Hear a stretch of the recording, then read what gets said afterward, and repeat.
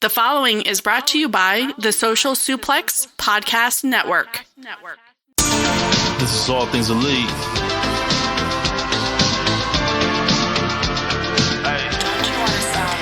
Welcome back to All Things Elite. Load up the pod, man, it's on when we speak. Rich right here, let me warm it up for Austin and Floyd. Couldn't be no one but the boys. When it come to All Things Elite from the fan perspective, swear, man, it ain't no question. Hear from them first. Swear, man, they putting in the work. No, they had to get me for the verse. Social Suplex Network's on. Hours at a time in your headphones. Austin and Floyd on the microphone. Backing out on the rant, getting in the zone. Pulling up the show, give it 7 stars, you already know. Who else could it be but the show with the proclivity for positivity? I'm gone.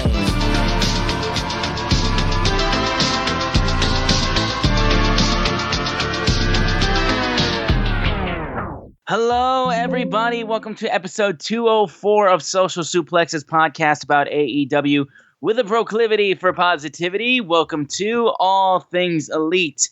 My name is Austin Somewhat's. I am the host of this lovely show.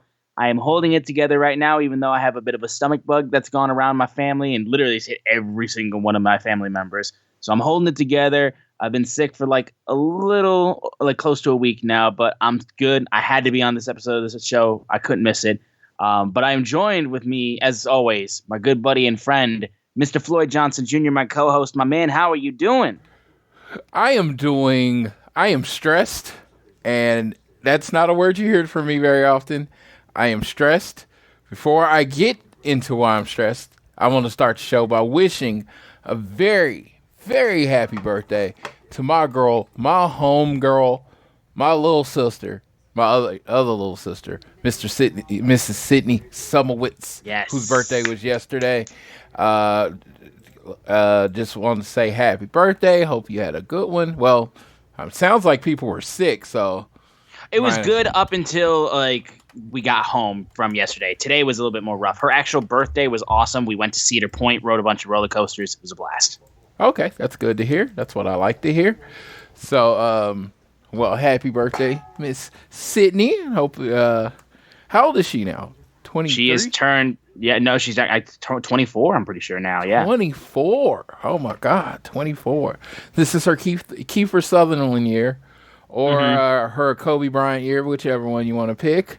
But happy birthday to you. Now I get to tell my epic story of why I'm stressed.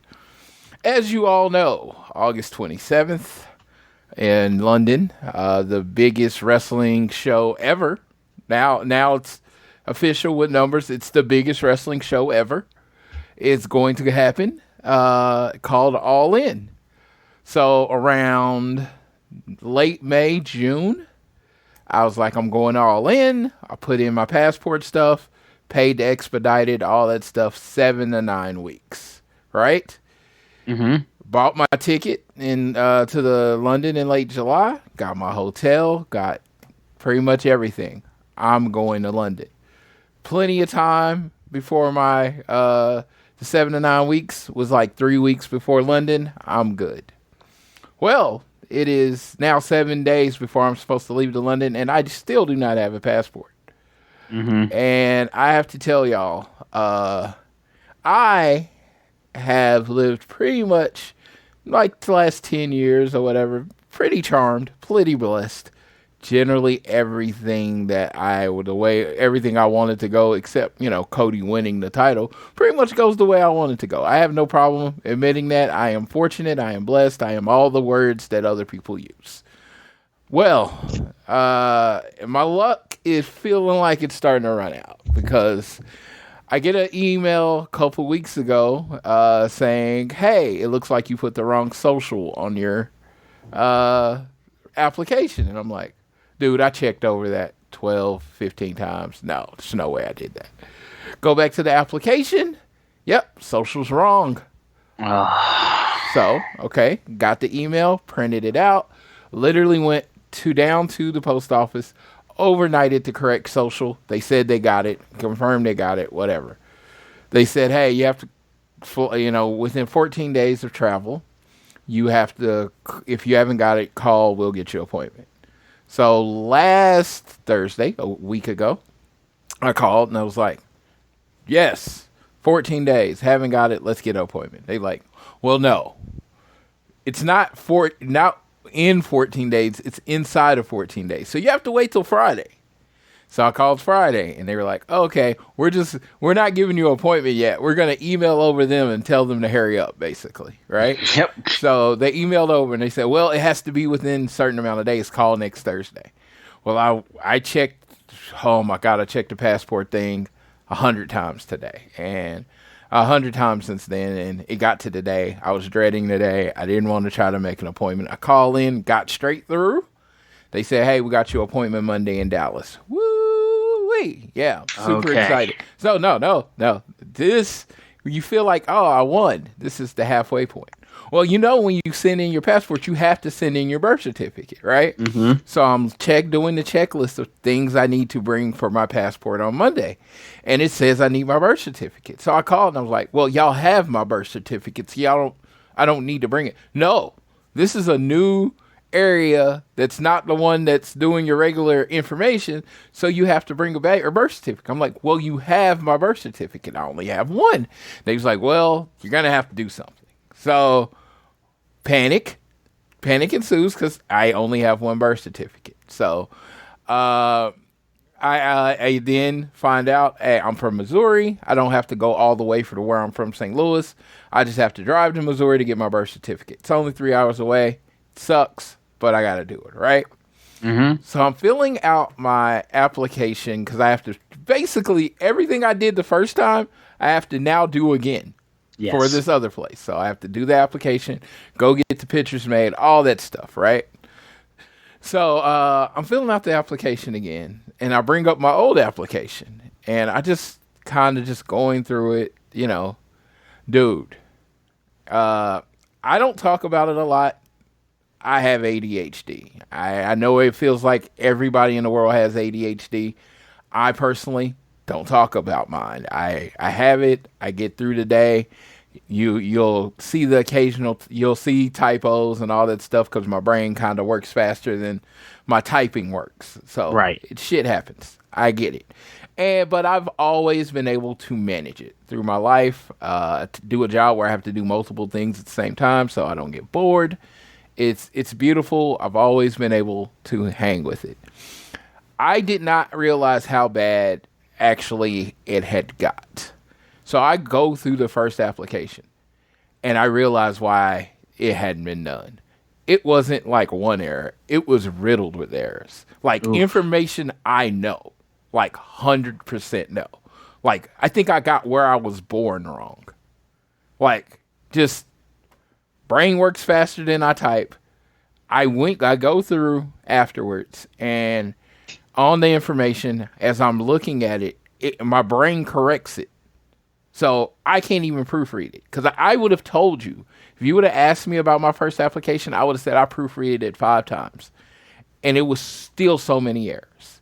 So first of all, I realized how bad that it got. So I will be going back to my doctor to get that taken care of. Then the straw that carried the camel's back, my rock bottom as far as it, I said, I'm going to fill out these applications. As soon as I fill out the application, I'm going to have my wife look at it. Different pair of eyes, tell me what I did wrong. My ADHD is so rough.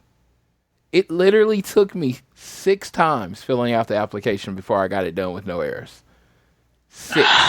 Not 1, not 2, 6. I had to fill out the application 6 times. My wife had to proofread it before I finally got it 100% done with no errors. And when I say I was shocked, and it was at this point, I know we're the proclivity for positivity. I generally try to keep things light. But at that point in my life, I kind of wanted to cry at that moment. I know crying doesn't fix anything. I really do. I don't do it. But my brain was so broken. This simple process, it's a 2-page application. It's like asking you your name, your address, your parents' name. Stuff I know that's been drilled into me all life. Nothing's tough. But I just typo after typo after typo after typo. And it's like, oh, I did it right. So we get to the 4th time and I only missed 1 block. I come back the 5th time and I miss 3 things. And it's just like, my brain is broken. And it sucks. And it really does. And you would think I've lived with it. I am 42. I often bring up my age, that I've lived with it most of my life. But dude, I don't know if people go behind me or people cover for me or people just understand the brokenness, which is my brain. But I did not know it was that bad. And this is like a few hours ago. So this is me living. You're getting me living with it for the first time in my life. Like, my attention to detail is like, I just can't. I don't even know how to explain it accurately. I hope everybody's getting the gist of what I'm saying. It's just, again, I have a good job. I've made a good life. And that's all with this. And it's just like applications, things that require attention to detail, not my strong suit. And not only is my strong suit, I could probably say now attention to detail is probably my weakness. Because even when you proofread and your brain literally fixes everything that you're looking at to be what you meant it to be, you can't even trust yourself to proofread it. Someone says, well, slow down and go over it again. No, I literally have to stop, put it away, and then come back to it later. Because if I go right after I do it, my brain's going to just fix everything that I did. Mm-hmm. And it sucks. So yes, for all of you that know I'm happy and Floyd does not have any problems, which I don't know where that came from, but I've heard a few people say it. I do. I do have a problem. My brain is broken and I'm 42. Wow. That's the whole ordeal of getting a passport. Trust me, as somebody who's done that multiple times, I understand. I understand exactly where you're coming from. So Monday is my shot. And I filled out the information. I got everything. I'm going to Missouri tomorrow, so I'm driving 3 hours to Missouri to get my birth certificate. Then Monday, I'm driving 3 hours the other way to Dallas to get my passport. Application filled out. A lot of the same fees that I had to pay already, I get to pay again, which is yay, which is stupendous. And hopefully I'll have a passport by the end of Monday, and I'll be on a plane Thursday going all in.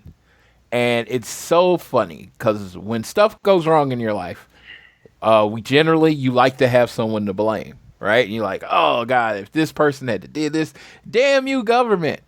Yeah. I don't have that to blame. Because I imagine if I filled out the application correctly, this process would be over by now. But sure. I didn't. And so it's all on me. And I really haven't talked to anybody about it. I haven't mentioned it to you or anyone. Because how I work is I literally live my life in the positive. In my brain, in how I work, how I am, who I am, this was going to work out. There was no doubt in my mind this was going to work out. It's going to work out. Everything works out. Oh, it works. It'll work out. I am actually at the point in my existence right now where I don't know if it's going to work out. So I'm hopeful for you, man. Yeah. I mean, I have the appointment, which apparently is the hardest thing. Yes, like, the appointment it's ridiculous. Like trying to get a last minute appointment is the hardest thing. So I have the appointment. I am going through and getting all the information I need. And then again, I'm not going through it. My wife is actually going with me there, but I'm giving her all of the information and she is going to make sure everything's okay. She is going to do the checklist and basically hand it to me and labs and so I can handle it in. Crystal is my wife is my rock. She was, like I said, I am, you know me, I'm not a woe is me person. So she's not used to this Floyd, like dude that's like really not in the best of places. So she's had to adjust and she's been everything I needed her to be. And that's awesome that I have her. I am fortunate to have her in my existence. But yeah, there is a chance that literally my dream match. My dream match, the place that I wanted to be, with the amount of people I wanted to be in. There is, I'd honestly say it's really at like 50-50. I would, you know what we're going to do right now, just because we know that it's like so close. We're not even going to put that energy out there. Yeah. We're just going to be like, you know what? We're going to go to Monday. We see what happens. But as of now, you are still going to All In. Dude. We are holding on to that. Holding on to that. Plane ticket bought, hotel booked. Everything else is set. Yes, everything else is set. Seat is set. I never plan what I'm going to wear to the show. I know what I'm wearing every day that I'm there. Oh, yeah. I am ready. I know exactly what I'm buying. I know exactly who I'm seeing. I know what I'm eating. I know what I'm drinking. I know what I'm doing on this trip, because this is the trip I've been planning my whole life. Yeah, and so we're not even going to put any bad juju out there. You are going. We are sticking with that. And we'll get to Monday, and then obviously by next week, you guys will hear the update.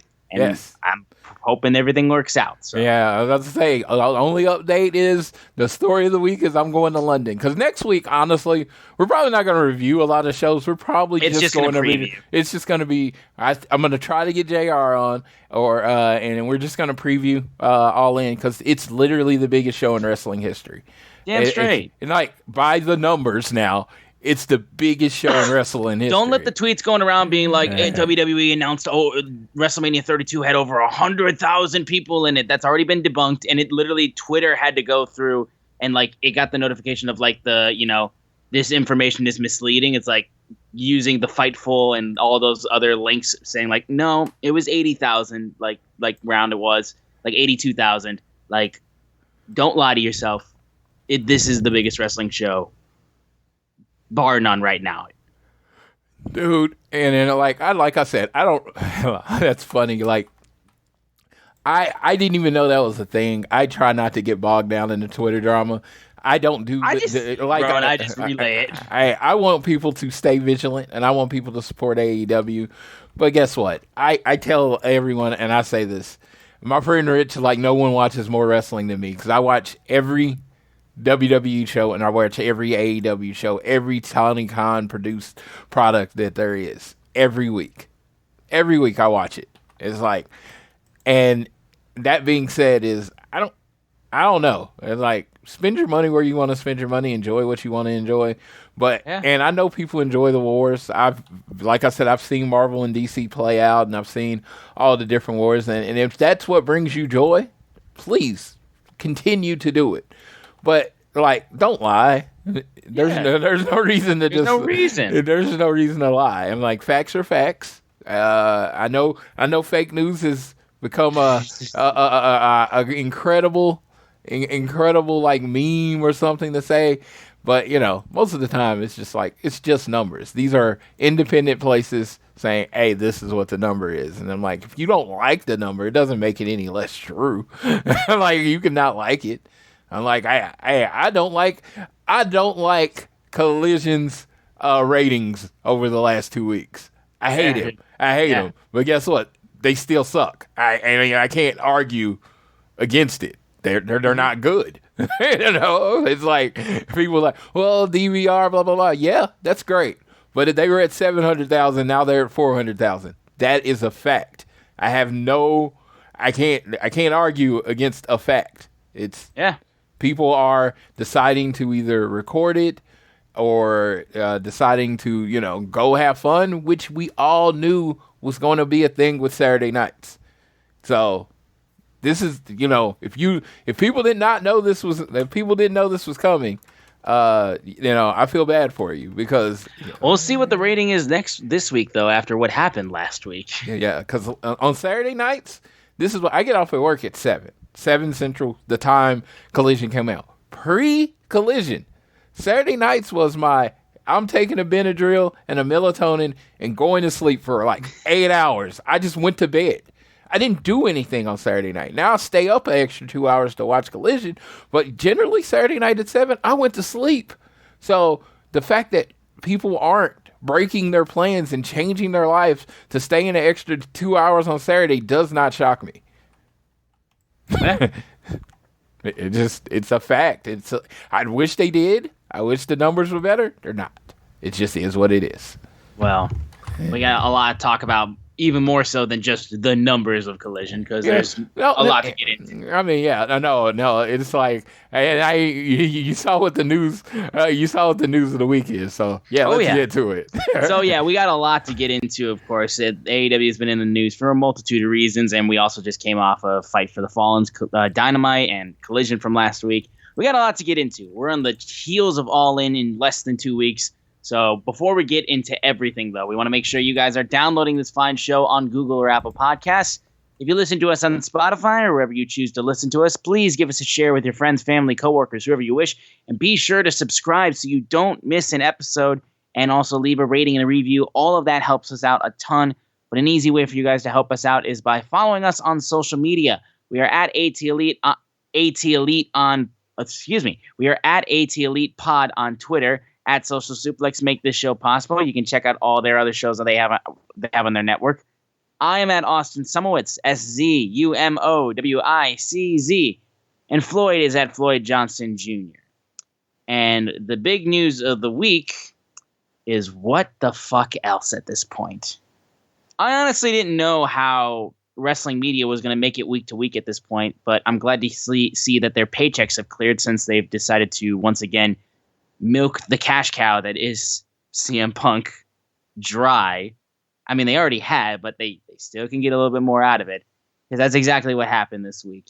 I'm going to go ahead and I'm going to sit back, basically, and I'm going to let Floyd take over and just kind of run down like everything that's been reported on and everything like that. Basically, all I'll say on the matter is where this stemmed from was after Collision went off the air. Punk was poking fun at the Greensboro, North Carolina crowd, who were pretty 50-50 booing and cheering him. And there's a sign he noticed that said Greensboro is Hangman country, to which he goes on a little tangent and says, okay, well, earlier today I went to a local supermarket and figured out why they call him Hangman. It's because the pegs in the toy aisle are full of Hangman action figures because nobody wants to buy them. He's a peg warmer, unlike me, who moves merchandise and pops ratings and sells toys. And people like to go around being like, I'm the heart, I'm the soul, I'm the spirit. Well, that's objective. Well, what is a fact is that these people certainly aren't the chin of AEW, because the lights go out and then he starts joking around with Cashmere. GTS, I don't know where I'm going with this, basically. And then as Dax makes a joke about a heel turn, I believe this is what we call a heel turn, he then looks over into the crowd, staring at one guy who's just yelling at him, and he goes, "Sir, what are you so mad about? What are you so mad about?" That's become my new favorite meme, honestly, recently. But that's where this all has stemmed from. I will take a step back right now, because Floyd Johnson Jr., of course, this man keeps plugged in with all of those reports and stuff like that. I normally just see them on Twitter and then get fucking mad. So Floyd can go ahead and kind of give you the rundown of what has been reported on as of lately. Well, as we mentioned, details aren't my best thing, but I'm going to do the best I can. So if I credit the wrong place with the wrong piece of information, they're all running with the same shit at this point. So honestly, what does it even matter? So first thing that comes from is that Punk buried Hangman, right? Again, this was after the show, literally a phone recording, and he never said the man wasn't a good wrestler or anything. Again, I'm not going to go into protecting CM Punk, because again, I've always said they are grown men. They don't need me standing in front of them taking bullets. You know, I'll say this. He said what he said, and it's, you know why it's hard for a lot of people to take? Because it was pretty fucking true. I went the next day because I thought about just chiming in, because again, the inside of every really nice person that tries to be super positive and stuff, there is a troll that lives there, right? And when they see fire, which is when I see fire, there's two people in the world. There are people that want to throw water on the fire and take an extinguisher and try to put it out. And then there's people that want to throw gasoline on the fire. I am 80-20. 80% of me wants to put the fire out. But there's that little troll, that little whisper in the back of my head that has the can of gasoline, right? I'm Eminem. It's like standing outside with Dr. Dre while the building burns down. You know the song. Well, I go to Walmart. I go to Walmart quite often. I buy all my stuff from there, and every time I go to the figure section. Every time I go to the figure section, ever since the Hangman Walmart exclusive came out, there is literally a peg, right? And I remember when Punk came out, when the other people came out, man, I was like, Cody's Walmart exclusive, you couldn't find that some biscuit. Well, Hangman's never been a problem. I've had many people reach out to me, hey, you want me to get you the Hangman Walmart figure? And then I send them the same picture. This is me with 2 full pegs of Walmart Hangman exclusives, just completely full, that no one's touching. And I'm like, no, I'm good. Because I bought it a long time ago. I bought that figure a long time ago because it was always available. So when CM Punk said that, when I heard it and watched the video, that was the first thing I thought of. I'm like, dude, it's kind of true. He's a peg warmer. But so yes, that was the first thing. CM Punk buried him. Then we later found out that this was like completely unplanned. I don't know if that makes it better, makes it worse, whatever. I think if at this point you have decided what side you're on, there's no, you've decided what side you're on, right? So that being said, he was completely unplanned.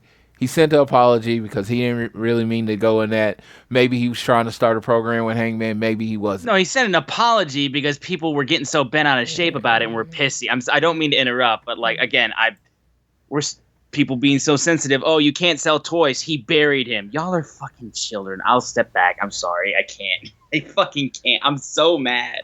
And then it came out that this was not an angle. This was CM Punk going off on a little tangent, maybe trying to start something, but this wasn't an angle. Okay, it wasn't an angle. Sure. That came from Dave Meltzer. But then they asked Tony Khan about it, and he was like, I'm glad everybody's talking about AEW. I wanted to throw that out there because I want to make sure everyone knows that what I think about the situation. So, many different media reports that Hangman got sent home, that Hangman was supposed to be in North Carolina to film a promo, and he got sent home, and that also Christopher Daniels is not allowed to come to Collision, right? That was. I think the Hangman one was just he was there to shoot a promo, but they said you can't shoot it in the building. He didn't. I don't know if he got sent home or if they just moved the promo somewhere else. I'm pretty sure they just moved it. Yes, because I think they decided on somewhere in between Dynamite and Collision, they seemed to decide that Hangman was going to be shooting from a quote unquote hospital, and I guess which is the promo that you saw on Dynamite this past Wednesday. So I guess they couldn't, get that figured out in Greensboro. Whatever. I don't know the backstage stuff. Whatever. It didn't happen, but it came out. Oh, Punk had Hangman sent home. We find out later that wasn't true. Punk didn't even know Hangman got asked not to come. He never knew Hangman was even planning to come. So, all right. Then we hear that Punk has reached out. Ryan Nemeth? No, I was going to say Punk. There's 2 different ways I can go. The Ryan Nemeth. That Ryan Nemeth basically, him and Ryan Nemeth put out a tweet pretty much running down CM Punk, calling him soft. Calling him the softest man alive. The softest man alive. CM Punk came up to Ryan Nemeth to his face, apparently, and asked him, did they have a problem and did they need to go outside? Now, again, like I say, street fighting is a lot different than anything. I'm not calling who's going to win this fight, but apparently, cooler heads prevailed. I've seen some people like, oh, Ryan Nemeth's there to CM Punk, blah, blah, blah. I'm just like, I'm the person. If you come up to me at my place of employment and try to fight me, I am going to back down because I don't want to lose my job. Because generally when there's a fight at a job, I know it's not wrestling, but when there's a fight at the job, you know, the most important person gets to stay. And if it's a Ryan Nemeth and CM Punk battle, I'll let you finish the rest of that thought. So Ryan Nemeth probably chose discretion, you know, and, you know, whatever. Because again, Ryan Nemeth, I believe he was a Division I wrestler just like his brother. I'm pretty sure he could hold his own. I'm not saying he'd win, but I'm pretty sure the man could hold his own. So we get past that. So Ryan Nemeth is not allowed at the show. So apparently CM Punk is not allowing people at the show. And yeah, CM Punk is a dictator that runs Collision. Well, then later in the week we find out this, that everybody that on Collision, it says it's more of a relaxed, less hectic environment than Dynamite. Everybody seemingly gets along. And that CM Punk pretty much wants it to be a no drama environment. So if he feels you're going to be in a drama to the show, he'd rather you not show up.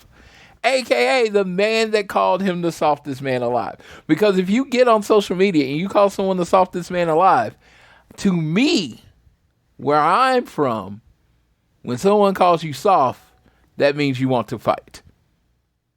They want to prove something one way or another. But hey, it's social media. It doesn't mean anything. Also, it's 2023 in a world that, you know, in certain worlds that not my old neighborhood. So whatever. That being said, Ryan Nemeth not at the show. Well, Christopher Daniels is also not allowed at the show. We found out later that it's more stemming from Brawl Out because what's his name? What's CM Punk's friend name? His little Ace Steel. Ace Steel is not allowed at Collision. So because he was involved in Brawl Out.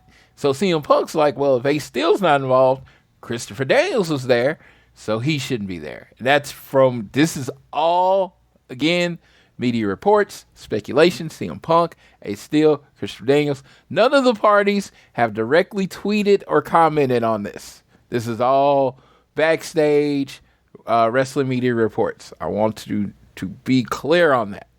I am not quoting wrestlers. I am quoting reports.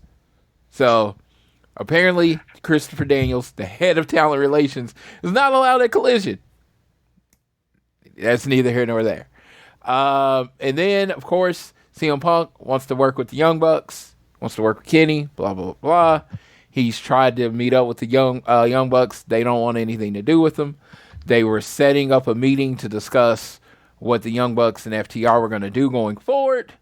FTR going forward, according to the rumors. Again, according to the rumors, CM Punk tried to get into the room because he does run Collision.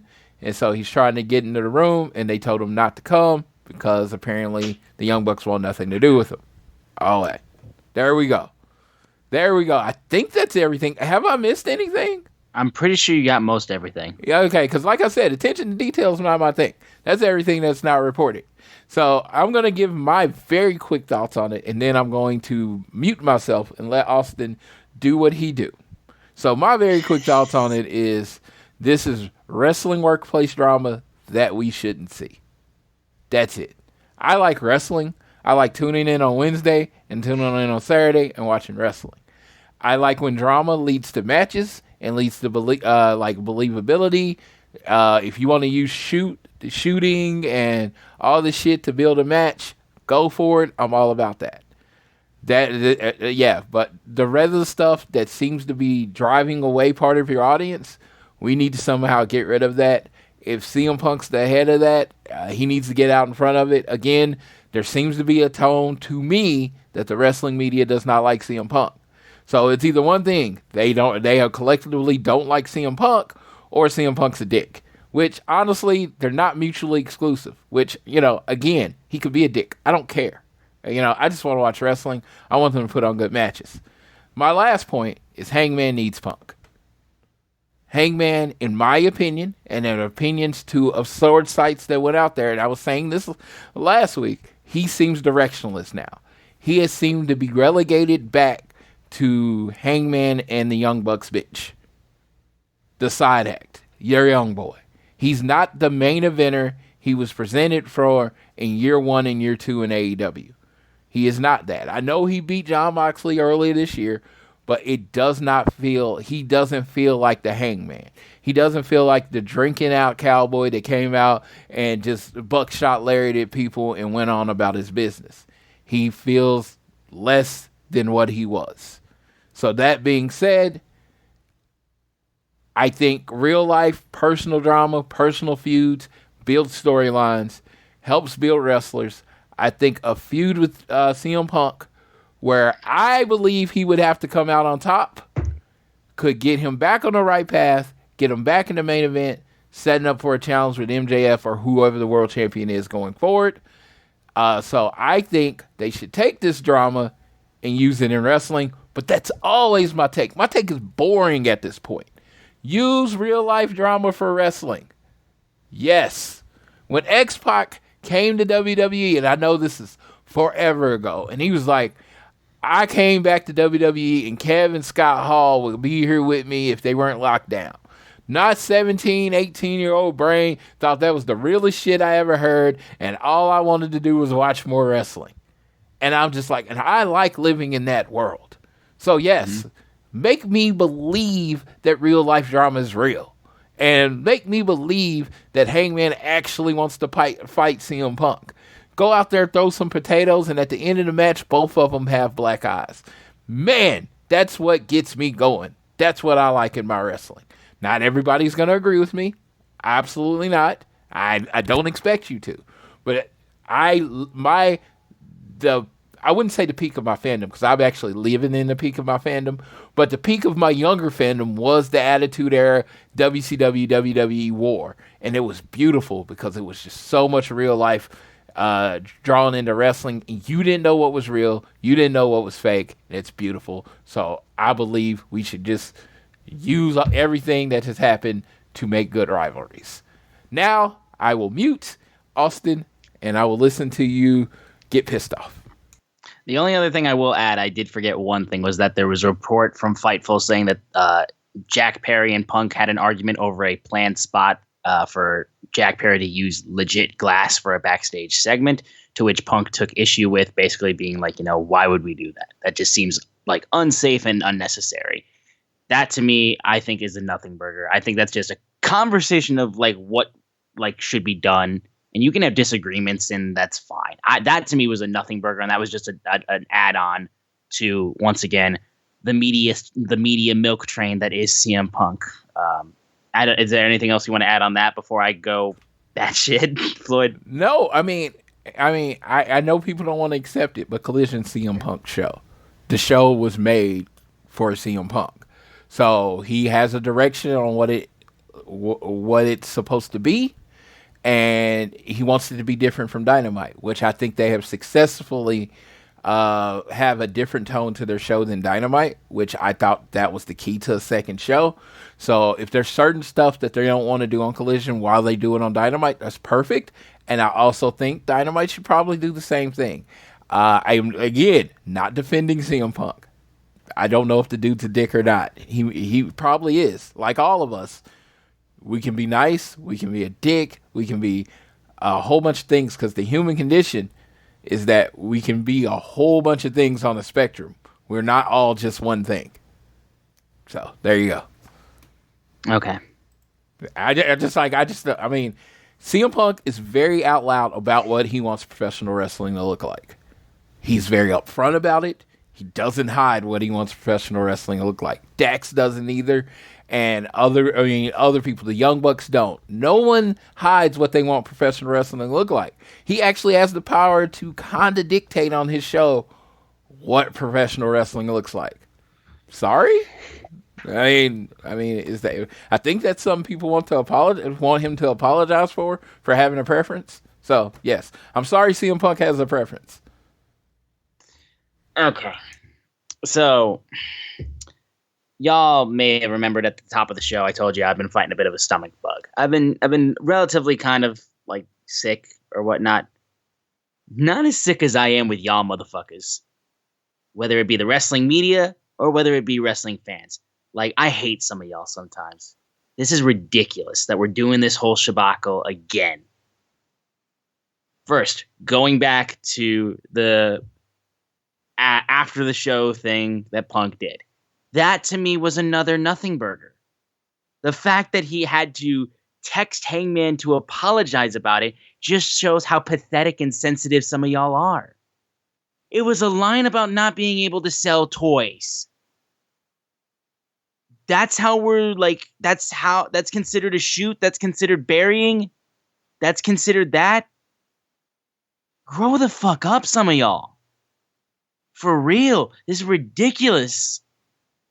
Like, do you want to dive into the deeper meanings of it? Sure. But at the end of the day, you look at that and I see that as Punk sees a sign in the crowd and hears the crowd not cheering for him. He's like, okay, I'm going to play off with this and I'm going to fuck with these people, basically. And it worked, and it got people talking about him relentlessly. You played yourself. In regards to the thing about Hangman not being backstage for Collision and being told to do his promo outside of that, and Punk side literally saying, look, we didn't even know that was a thing.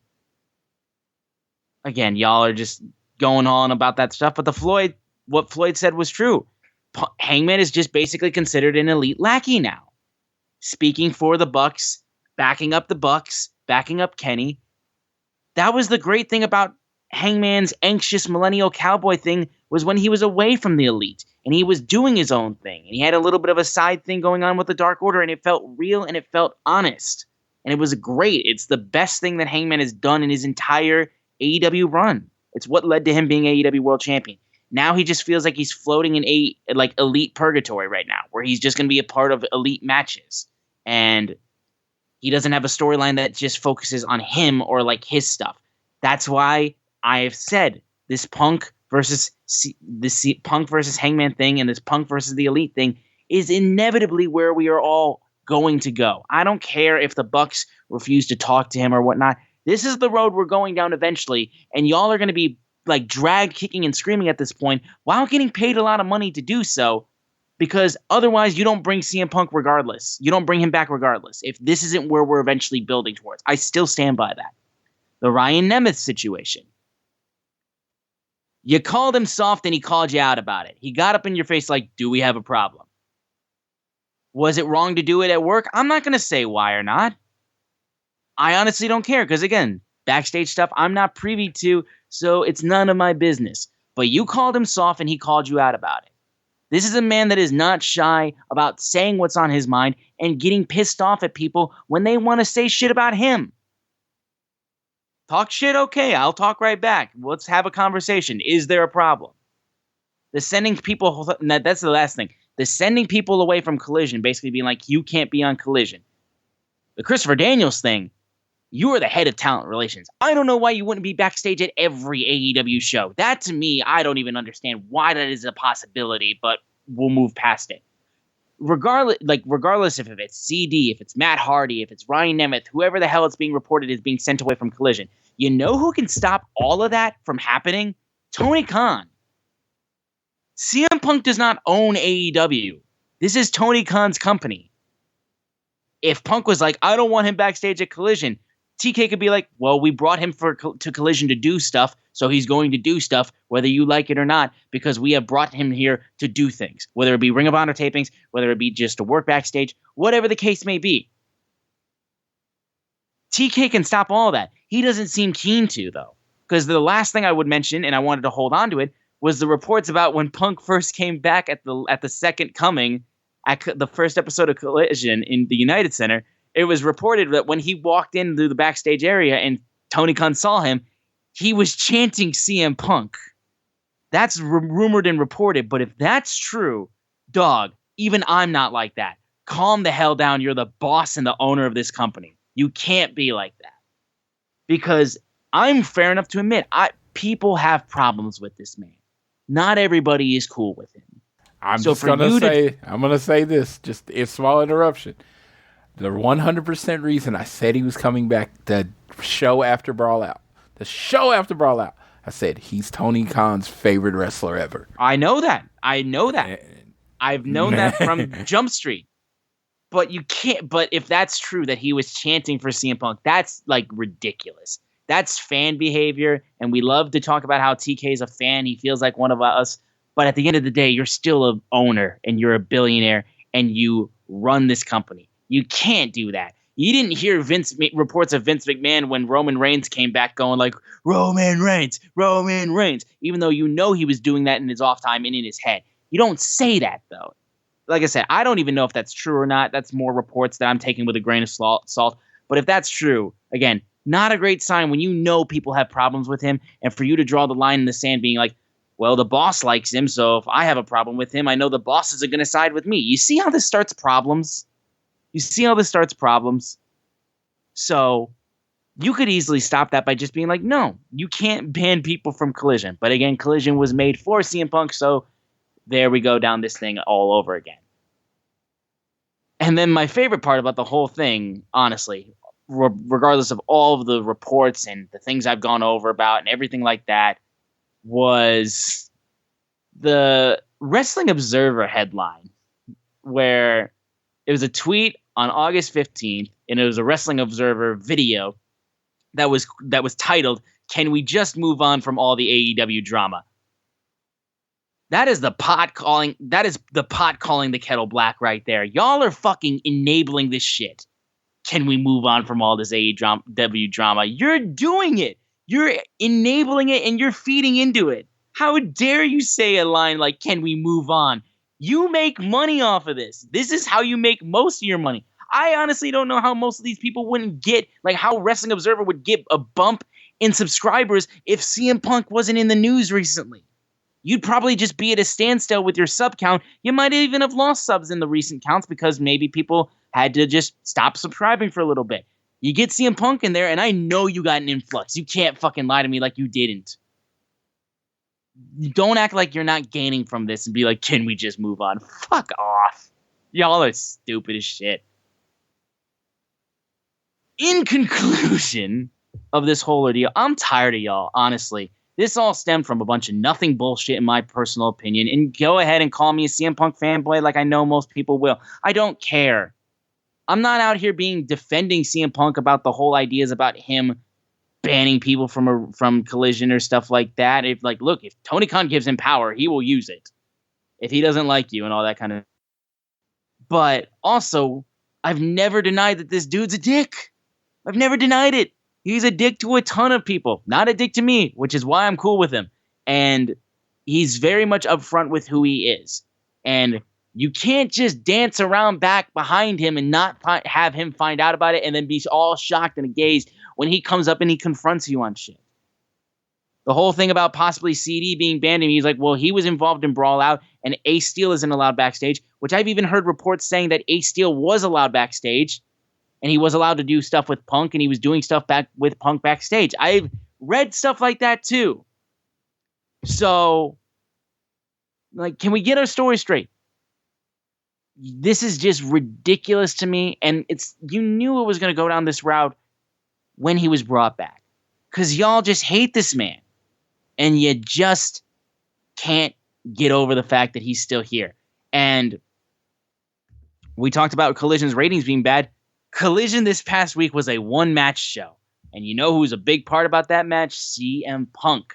There's a reason why this man is here, and there's a reason why he does the things he does. I just can't stand the way y'all talk about this shit and then just be all aghast when this man does what you know he's going to do. You poked the bear, and you got mad that he bit you. Don't poke the bear. It's that simple. Very, very honest to God, simple truth. I hate the way that this shit constantly gets brought up, and I hate the fact that y'all are all aghast about the way that he acts about this shit. It's just so pathetic, and it pisses me off more than anything else in the world.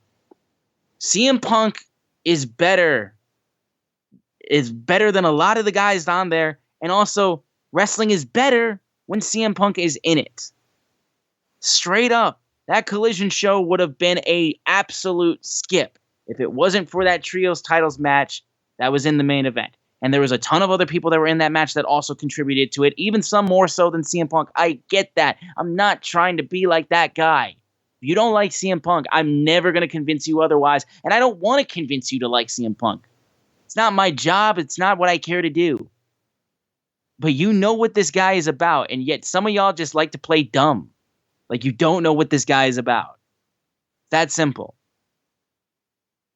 I'm just gonna keep rambling at this point, honestly. But like, yeah, I was actually stepping in there because I was gonna say you feel like you're punched out at this point.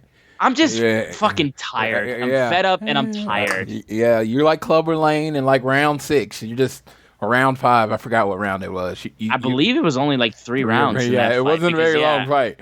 But no, that was one of the shortest Rocky fights, actually. Yeah, you were punched out. You're punched out there. So. Yes. But y'all are fucking pathetic. Stop fucking running this shit into the ground and then being all aghast that CM Punk's getting pissed off. No. Hey, all I gotta say, don't come at Austin's boy. And it's funny because my boys catch strays all the time. FTR catch strays. Like CM Punk will say shit, and then people will run down Dax and Cash, and I'm just like, as Jackie said it, she sent me that one. Was like, why you say fuck me for? Like that 50 Cent thing. Yeah, the 50 Cent thing. Yeah, because it's like Dax and Cash over there. They're laughing. They're there. They're his boys. So, of course, they're going to catch daggers. Of course, anything CM Punk says or does, that means FTR agrees with him. I'm going to tell you something shocking. I have my two probably closest friends in the world at this point in my life. Are my friend Jason and JR. JR and me it's been like a rocket ship as far as how we become friends so tight so quickly. I talk to them more than anything. Me and my wife honestly says most of the time that me and JR sound like we're more married than I sound married to her. Because all me and JR do on the phone is argue. We hardly agree on anything. But we're still friends. He's still my brother. You see how that works? Just because he's my brother doesn't mean I believe everything he says is right. He doesn't believe everything I say is right. Now, am I going to come out against him publicly? No. I'm going to pull him to the side and say, hey, I didn't necessarily agree with that. And then we're going to have our conversation to the side. But front facing, I'm going to have my boys back. If you don't think people really exist like that in the world, I think you're fooling yourself. I don't think Cash and Dax, I don't know. I've never heard them say any differently on a podcast or anything like that. Again, I'm just a fan. But I'm going to say, I'm just talking real life. Friends disagree with each other and still have each other's back. I feel like to be my friend, that is literally one of the first rules. Okay, yeah, disagree with me. You could think I'm wrong. You could think I'm stupid. We settle that and talk about that behind closed doors. In front of people, you got my back until the end. That is the only way to be friends, in my opinion. Yeah. So if you think Dax is like, oh yeah, get Hangman. I don't think Dax and Cash have any problem with Hangman. I really don't. I just don't. I'm not sure. No. I don't know. But I just don't think they do. No, but again, all I'm saying is, again, the whole idea of bringing CM Punk back is that you're doing this feud. You're doing CMFTR versus the Elite. You're bringing back the feud between CM Punk and Hangman. And if you're not, then you're wasting money. People don't understand this thing called the long game. It's like they think, oh, if they didn't come back straight with CM Punk, CMFTR, and Young Bucks, then it's never going to happen. No, they want you to think there's nothing yet. They want you to forget about it. And then they're going to hit you with it hard. It's like the trump card in the game.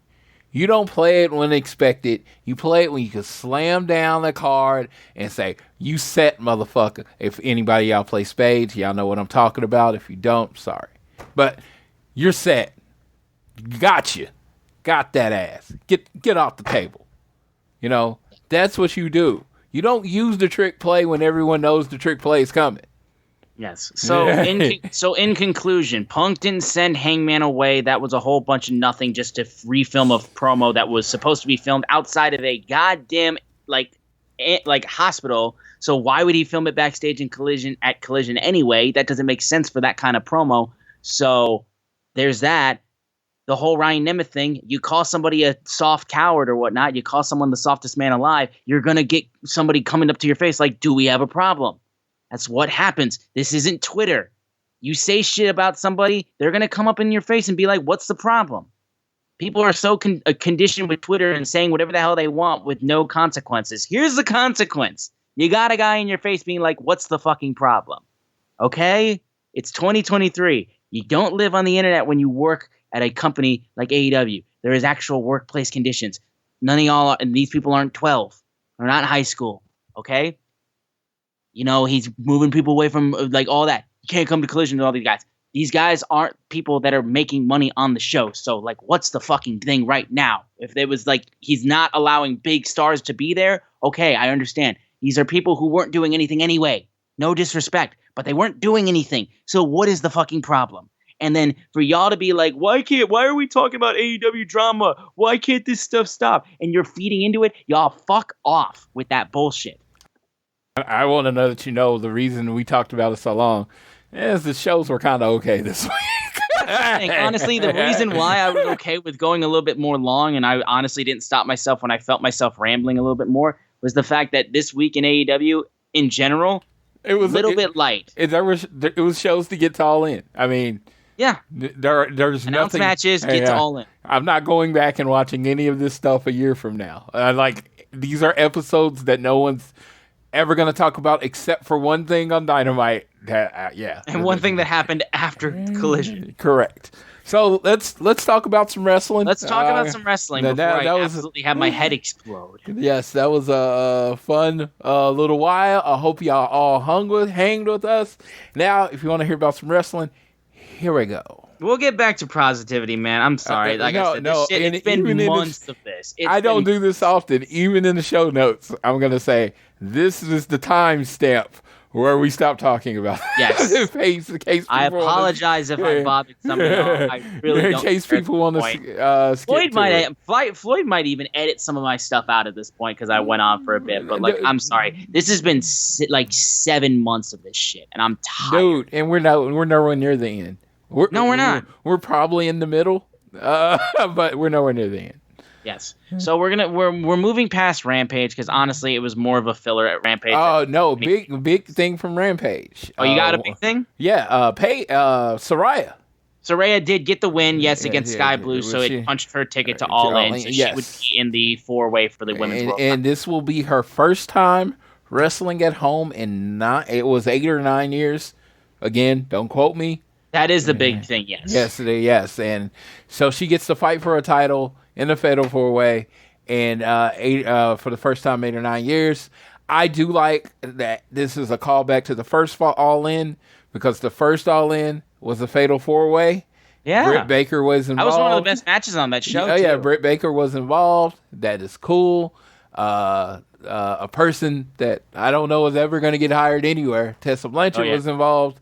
So... I love her. No, she was Tessa in that match? Yeah, she was in that match. Yeah, she was in that match. Yeah, I was actually a very, very big fan of Tessa Blanchard as a wrestler. So, that sucked. But Madison Rayne was in that match, right? Yeah, I'm pretty sure. Because I think she was like a last minute fill-in for someone who signed with WWE. Yeah.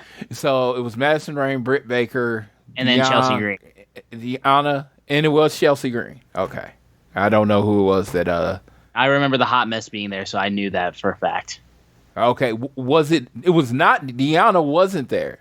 I think that's the one that signed with WWE. Deanna... Yeah, no, she was not on that show. Yeah, so it was Chelsea, Britt, Madison Rayne, and Tessa. Okay. There you go. Yep. That's 4. So what? 2 of the 4 are with AEW. One's with WWE, and honestly, I thought the other one would be a women's world champion by now. But other things got it's kind of crazy. Pretty much everything Britt was, it ended up being in AEW. I kind of thought Tessa was gonna be. Dude, same, honestly. And you're like, then okay, well, we can move on. But regardless, yeah. So that was the one big thing from Rampage. I did know that. I just didn't move. I was gonna wait to talk about it before the Dynamite match that took place. Collision also. Other than, I would say, the Ricky Starks promo was very good. Oh, I thought that was next level, and people keep saying star-making performances for Ricky Starks. I mean, there's so many of those, dude. He's racking them up. Dude's a star. I mean, he's the star on Collision. The split in brands has helped nobody as much as it helps Ricky Starks, because he is definitely featured on that show. Just given time to just be him and talk that talk. And he is a heel, but I think he's the most popular person on that show. Probably, honestly. And then the main event was the AEW Trios Championships on the line between House of Black and CMFTR, which was an outstanding match.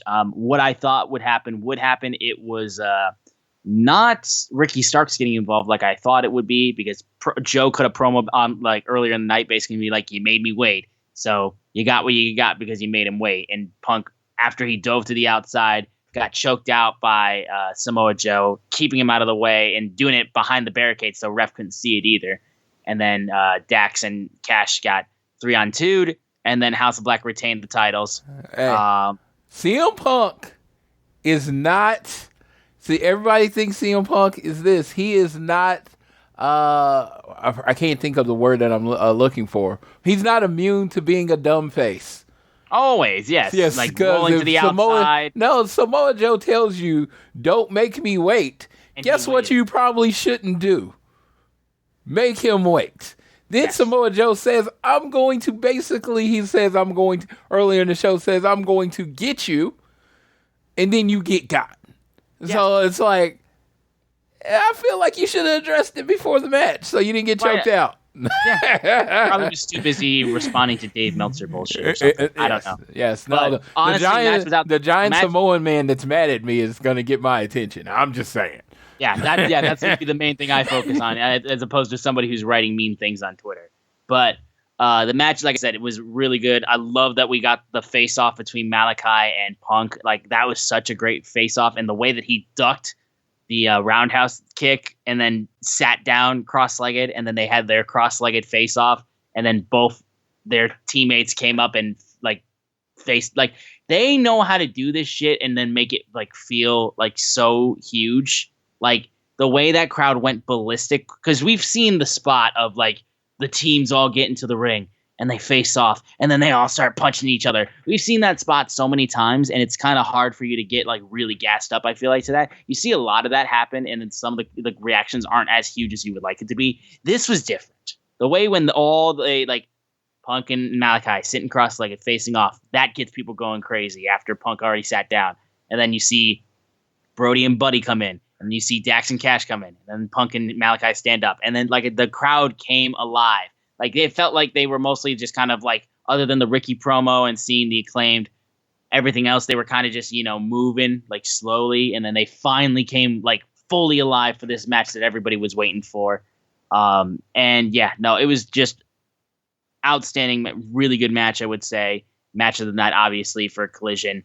And Cash and Dax, dude, they rock it out of the park, and Dax was stamping up to Brody big time too in that match, which I love. And also Punk got mad because he's like, "Don't chop me," and they chopped him. So this simple. First of all, I know wrestlers might not make as much money as we all think they make, but they have to be paid well for me to be chopped by Brody. Absolutely. King. That dude doesn't. Man, he's just a gigantic dude.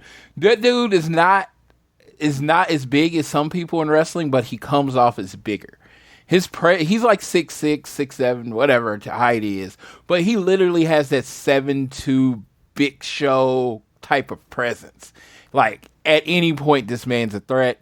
I did not get Cash press slamming Brody, which I think was necessary because Cash is a big, strong boy, but he didn't get the press slam off. But I really did enjoy the match.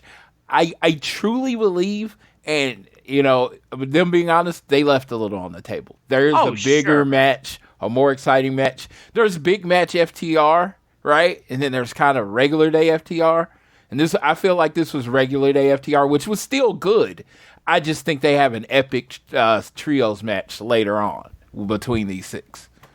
I believe that 100% too. But yeah, that was Collision. People could only talk about one thing because, y'all don't have lives. But either way, AEW Dynamite from this past week opened up with another strong international championship match between the man who was just so close to being dead, I swear, Orange Cassidy versus Wheeler Yuta. These guys did a really strong job.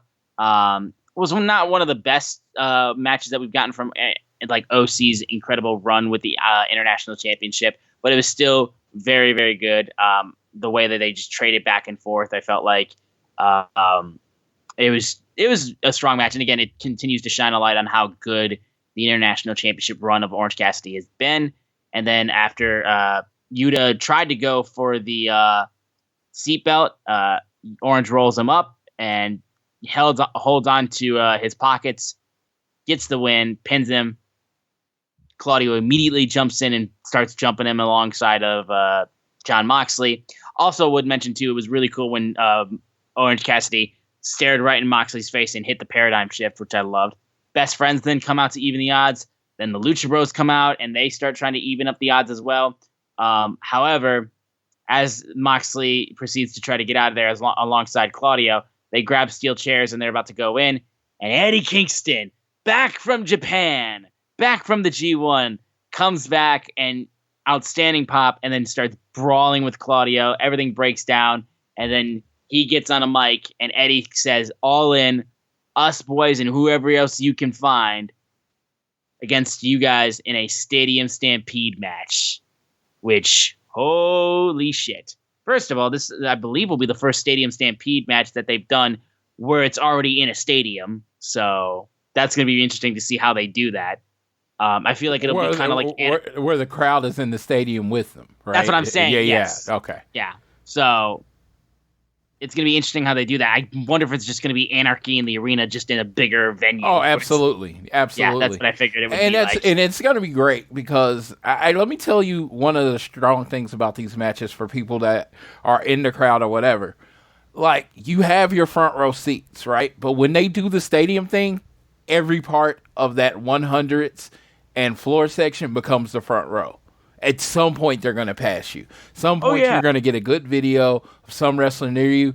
And, to some people, that might not matter, but to a lot of wrestling fans, that's the money shot that makes their whole show.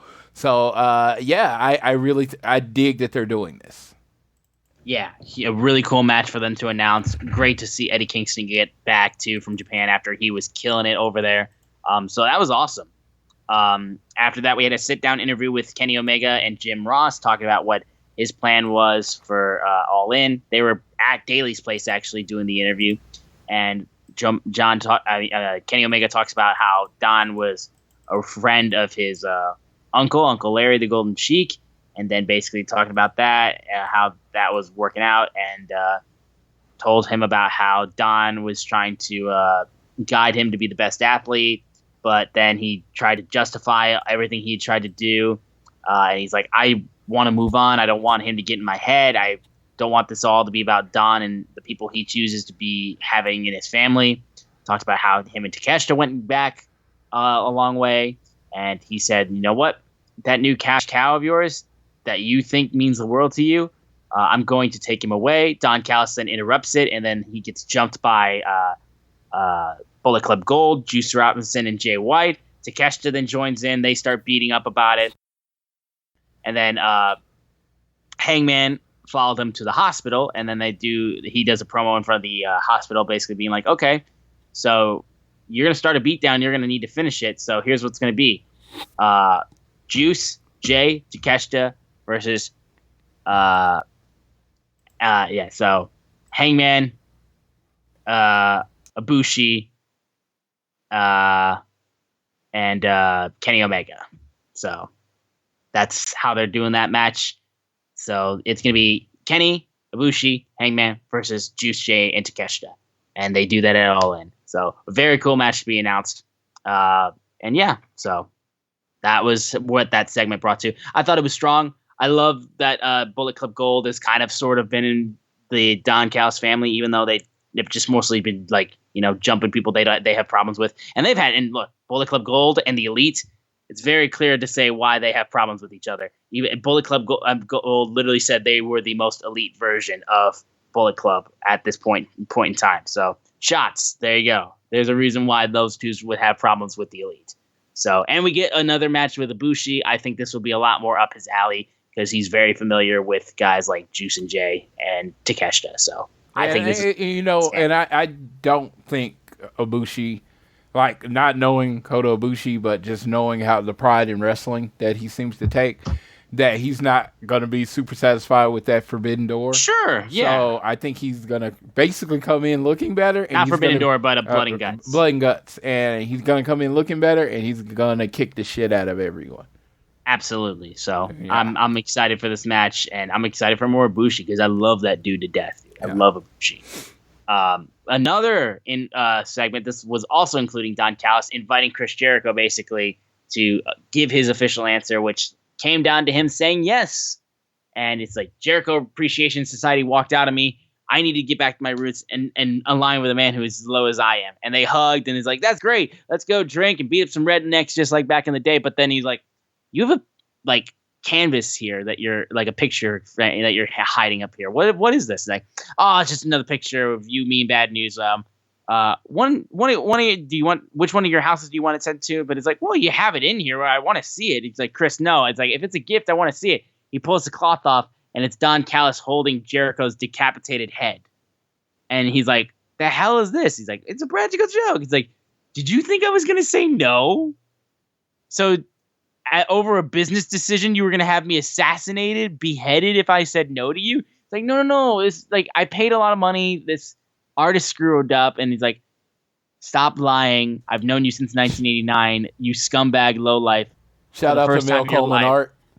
Yeah, exactly. For the first time in your life, be honest with me and tell the truth. And Callis is like, I did not think in a million years you would say yes to me because of your massive ego. I've known you for 34 years. It's always been about you. I thought you'd make a stupid decision. In a business of egomaniacs, you are the greatest at being that, a narcissistic egomaniac who's too stupid to see what's good for him. You don't deserve to be a part of the Don Callis family. And Jericho just was like, who the hell even is Don Callis? 3 years ago, you weren't in the wrestling business and nobody cared. And because of me, you're at the top in AEW right now doing all this stuff. You've lost your family. You've lost Kenny Omega. You've lost your friends because you don't have me. You messed up every single personal relationship, and it's because you're a lowlife, a worm, a piece of trash, and an asshole. Don Callis slaps him. Jericho chokes him and puts him against the turnbuckles. And then Takeshita comes in, and Jericho cuts him off, though. And then Will Ospreay blindsides Chris Jericho, cracks him in the skull, and then Don Callis takes the picture, slams it over his head. We get a backstage segment of Jericho getting his cut tended to, and he calls out Will Ospreay, challenges him in his home country at All in London. Not the match I thought Ospreay was going to get, but regardless, Jericho versus Ospreay is a match that I did not think we were gonna get. Even when Jericho had a small stint in New Japan, I didn't think Will Ospreay was a person that you would think Jericho would wrestle. So the fact that we're getting this match is crazy, and I think it's a cool way for Jericho to be involved with the Don Callis feud without kind of being involved with the Don Callis feud. Like, this was really cool, and the Will Ospreay surprise was perfectly done. Yes, and the word choice. He's like, you're going to hire someone to assassinate me? Aerially. Yes, aerially. The aerial assassin, Will Ospreay. I see some people online, some people that I, consider friends, not super excited about this match. Does not think it's the best use of Will Ospreay. But I want to be clear. You can think that. There you go. That's it. Yeah, you feel free to think that. There was a match on Dynamite. Not for me. Okay. Not everything in wrestling is gonna be for everybody. We're gonna have to say that about a match later on this show. Yeah, that's what I was gonna say. And it's just not everything is gonna be for everybody. Will Ospreay and Chris Jericho. Chris Jericho, one of the biggest names in wrestling. People in the UK love this dude. They can't wait to sing along to Judas when he comes out. Will Ospreay, UK born. Dude changed the name of the United States Championship in New Japan, put a flag on it, made it the UK title. This is the child of the UK, and there is no way he shouldn't be on this show. This is the biggest show in wrestling history in the UK. Will Ospreay has to be on it.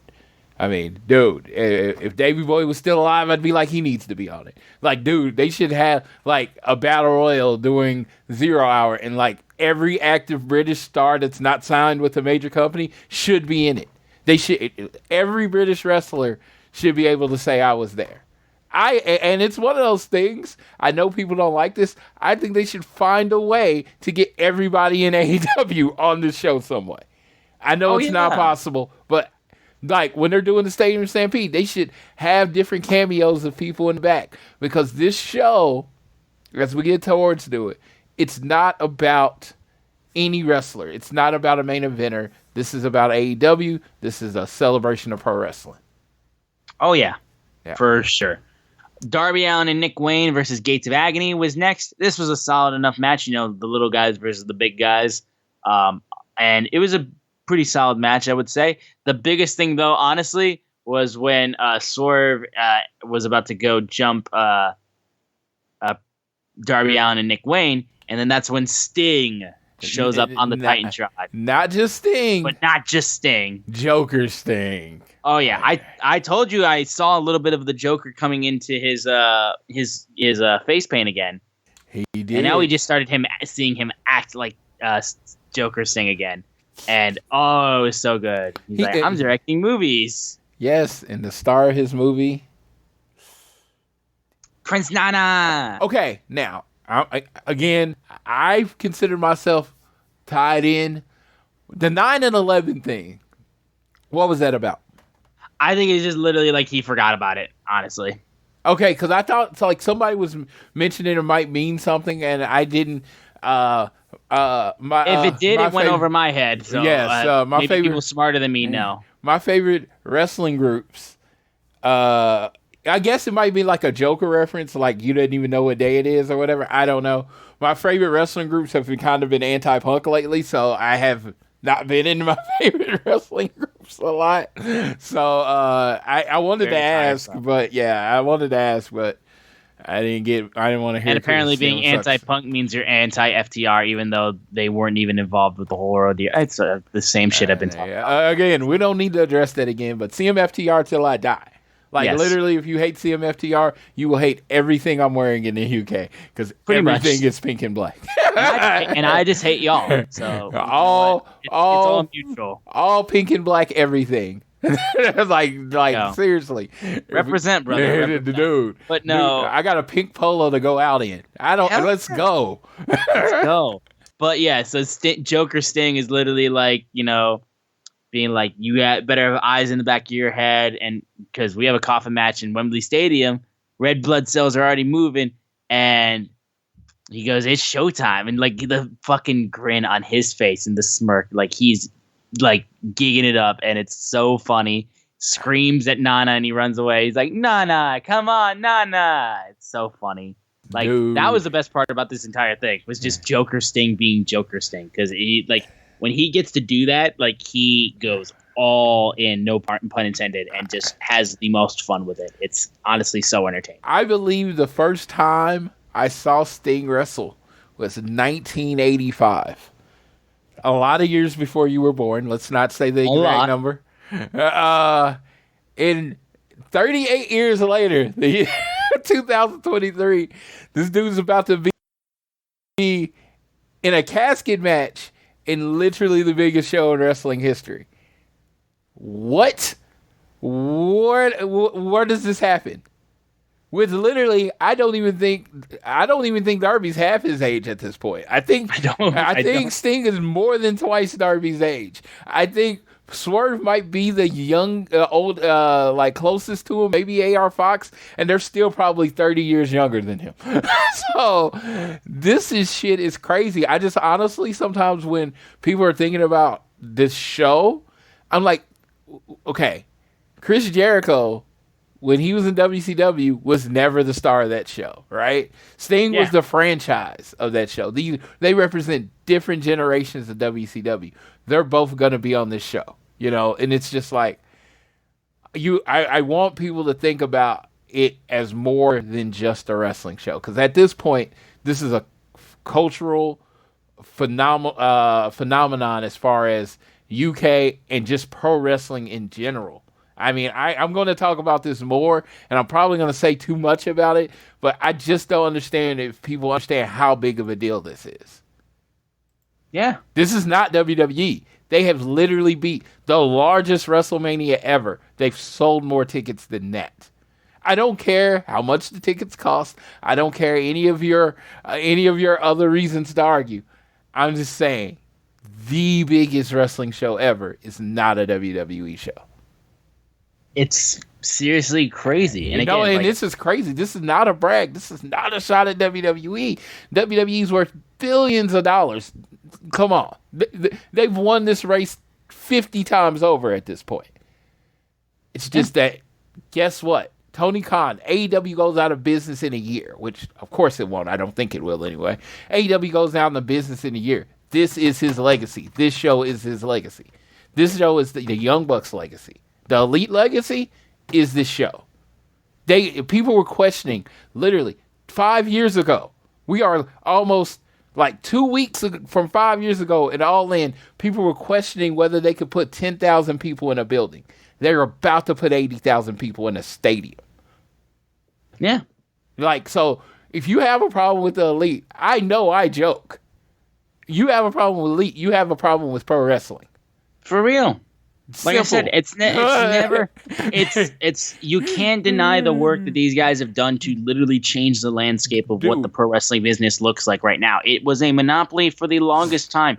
Everyone else, like I said, Ring of Honor, New Japan, Impact, it was all fun, but it's like none of y'all were an alternative. It was just insider stuff for people who cared more about wrestling outside of WWE and just knew about more.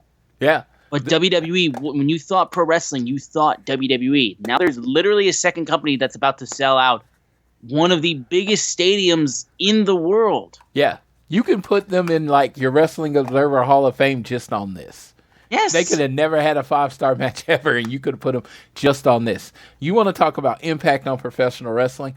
I would say maybe Hogan is probably the only, as far as wrestlers, that has had more of an impact on my life as a professional wrestling fan than the Elite at this point. Yeah, so again, you can't deny it. So it's huge, and I'm so gassed about it, and it's going to be insane how the whole show shapes out. But we then had the next segment between MJF and Adam Cole. The video segment was them going to Outback Steakhouse to try to scout out the Aussie Open. And that was very funny. And also MJF getting a new thing over, which is a kangaroo kick.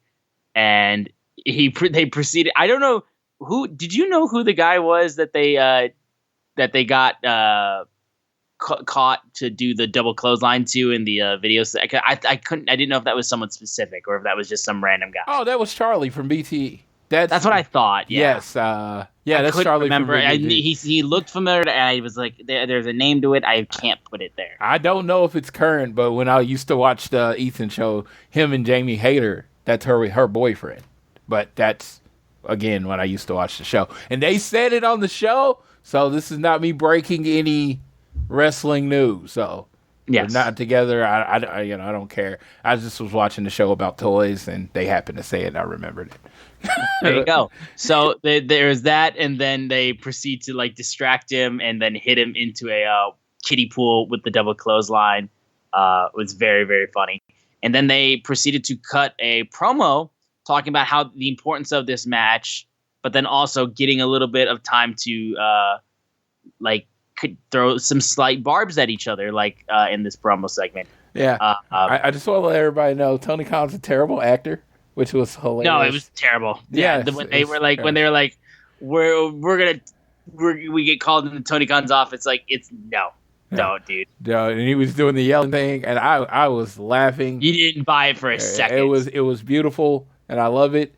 Again, Tony Khan being a bad actor has always been the focus. The focus of my all this has been a work from the beginning thing. I know I'm not gonna go into it again, but yeah, the dude's not good, No. and I love it. I love it. He's one of us, and he's a wrestler. He's a super wrestling nerd with a shit ton of money. That's what he is, and I love that about him. Yeah. So the in-ring promo, like I said, Adam Cole talking about basically how he didn't think he was going to be able to wrestle and had so many doctors telling him that he probably wasn't going to be able to wrestle. Now he's going to be in the biggest pro wrestling show, challenging for the most prestigious prize in their sport. And he talks about winning that world title. MJF then talks about basically how on his first day of wrestling school, he wrote down 2 dream opponents, Cody Rhodes and Adam Cole, baby. And then just talked about the way that he worked his way up to the first All In and talked about all of that. And now that he was going to be main eventing All In London. But then he said, basically, you're still not on the level of the devil. And they kind of face off again, talking about like how they're going to win. And then they get jumped by Aussie Open. But then they turn the tables, look for the double clothesline. Then they roll out. And then MJF tries to do the kangaroo kick. And then Kyle Fletcher gets pulled out. And Roderick Strong. Also, he got super pissy as well when they rolled up, and I'm pretty sure I couldn't tell if it was a Ferrari or a Lambo. I couldn't tell, honestly. It was so quick. But he got so pissy when he showed them show up in the super nice car that he kicks the tire and he hurts himself. Oh, Roderick, you generic white man. You're even like more of a bitch now than you were before. Like, I feel bad for the guy, but I don't. It's so funny how he's doing this, and I'm interested to see how it all shapes out, though, with how he goes, because like I said, it seems so much more like Adam Cole is going to be the one. Like, you brought it up and I said it wouldn't work, but it does genuinely seem like it's going to get to the point where Adam Cole turns on MJF, because he was eyeing him up possibly after they chased out Aussie Open, and then he steps up and then they hug.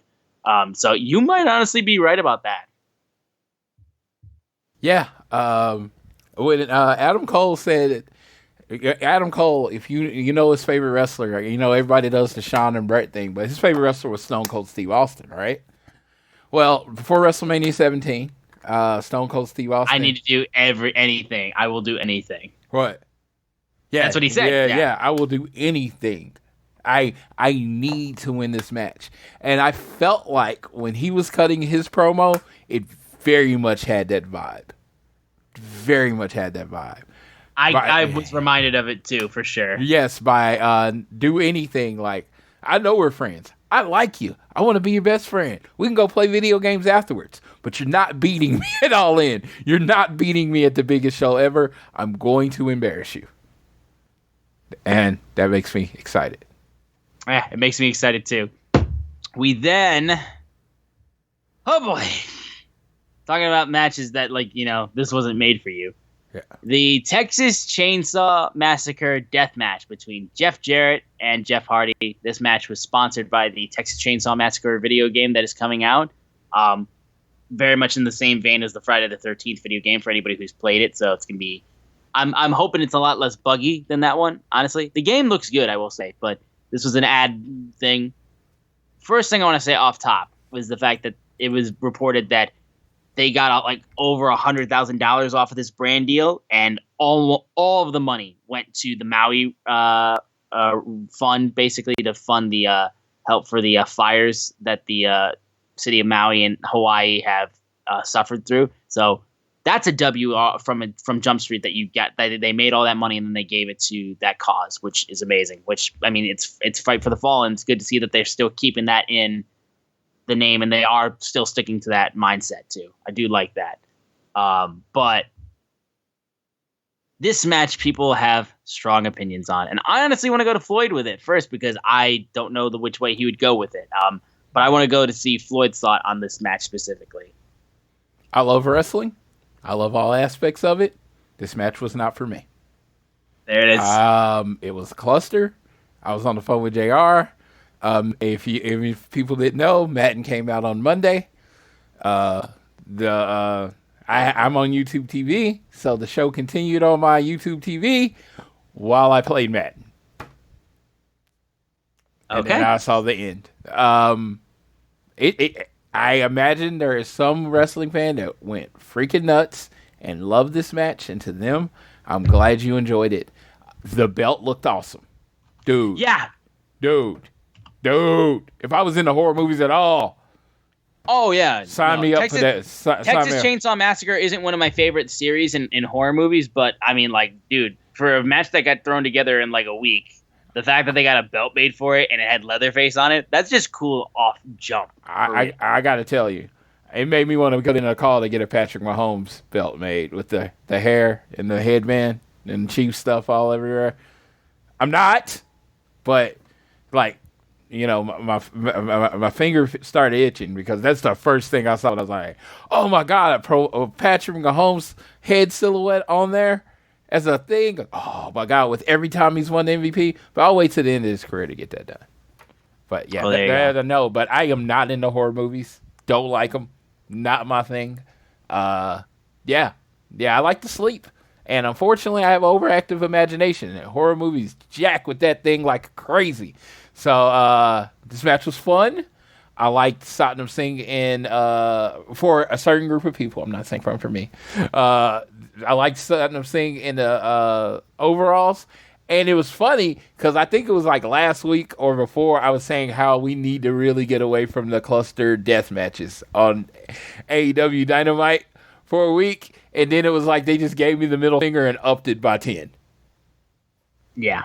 Yeah. So here's the couple things I will say about this match. One, I do think there was actually a slight genuine interest to do some references to the movie itself, because I would like to believe I like it's been a while since I've seen the movie, but I believe the outfits from Jay Lethal and all those guys, I think a lot of them were trying to represent the Sawyer family. I think, if I'm not mistaken, I didn't see anything explicit like a Chop Top like cosplay or anything like that. But I think there was a genuine interest to try to at least like reference the movie a little bit. I loved Jeff Hardy's like mask and his face paint. Looked amazing. His Leatherface outfit. I thought that was genuinely so cool. And yes, this match was very stupid. Very silly, dumb wrestling nonsense. And I know the first thing that everybody jumped to with the whole ordeal, I knew they would too, because like when it was announced, I knew this was the first thing. They were going to compare this with the zombie match, where they what was the name of the movie they even promoted? I can't even remember what the goddamn movie was, but it was the zombie match with The Miz and John Morrison and all those guys, and Damian Priest. Army of the Dead. Army of the Dead. Yes. So yeah. So I knew that was the thing that people were going to jump to. That wasn't even honestly the first thing I thought of when I thought of this happening. The first thing I thought of was when Chucky was on WCW. Yeah. That was the first thing that came to my mind. Dude, let me tell you, RoboCop wrestled a match in WCW. I remember that. Yeah. Me and JR watched Halloween Havoc with Triple Cage.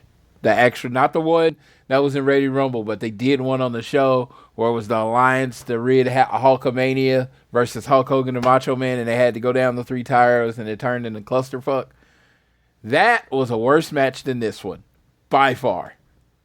No, this match was comical. You were supposed to laugh at it. It wasn't supposed to be serious. You weren't supposed to, this wasn't for the title. It was outside of storyline. It was for an imaginary belt that we didn't even know exist until after the end of the match. You either liked it or you didn't. No, and really again, I wouldn't even, and like I said, I wouldn't even compare it to, like I said, the zombie match was the one everyone went to. The zombie match had no redeeming qualities to it whatsoever.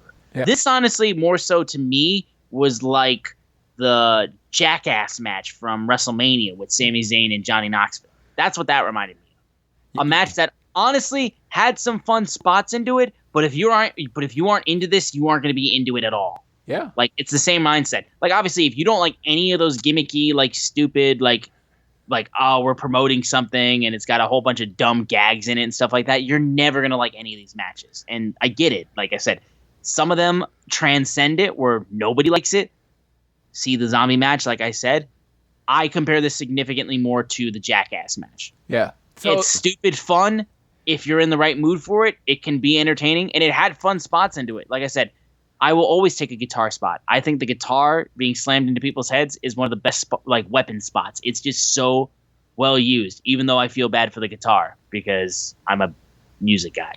But it was honestly, like I said, I thought it was fine for what it was. Have you ever seen the fact that it also still donated money to the Maui fire incidents gives you at least comfort of something good came out of this match, so at least there is a reason for it to exist. You ever seen the episodes of a TV show where the person sleeps and then the whole episode is them having a nightmare and then they wake up and that really wasn't a part of the show? It was just, it was just an episode, right? Yeah. That's what this match was, a Jeff Jarrett fever dream in the middle of the show, and now we can move on to regular wrestling.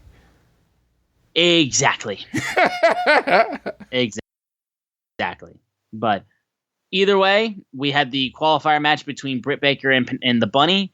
Fine enough match. The thing people kept freaking out about was that in picture-in-picture, Penelope Ford literally licked Britt Baker. And I was like, you can't be doing that, dude. The internet's going to hold on to that for months. Like, what are you doing?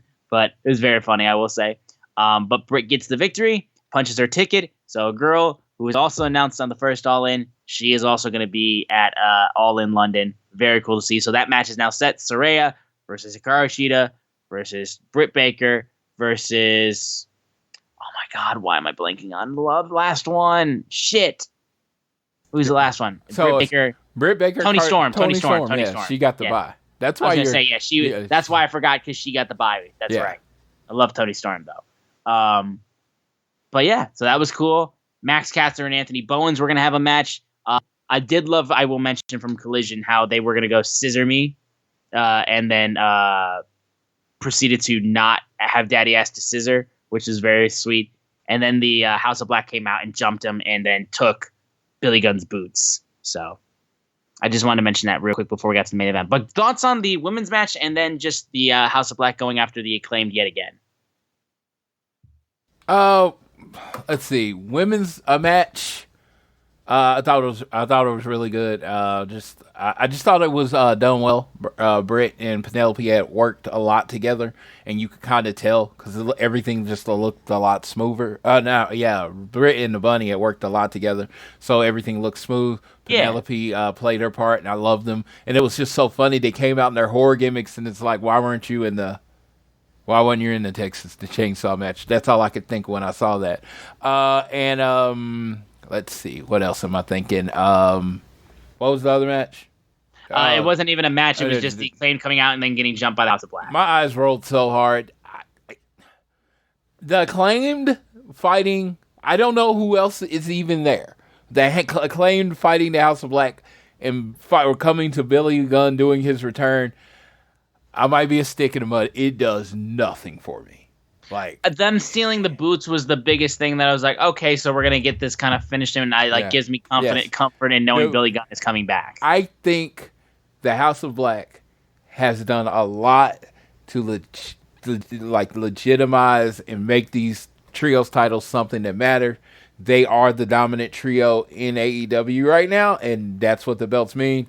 If they lose to the Acclaim, I feel like all that work kind of goes away. Like I said, it doesn't really make much sense to me, honestly, because like I said, it just doesn't. Like I love the Acclaim, but I feel like there's I knew it wasn't going to happen, but at the end of the day, I thought we were building to the trios titles being won by CMFTR and then them fighting over the Elite for it, and then the Elite win the trios titles back. I figured that's what I thought we were eventually getting to at some point, but. Maybe I'm wrong. I don't know. But moving over to the main event, Young Bucks versus the Guns, brothers versus brothers. Good, very good Young Bucks match. These guys just continue to absolutely tear it up in what they do with tag team wrestling.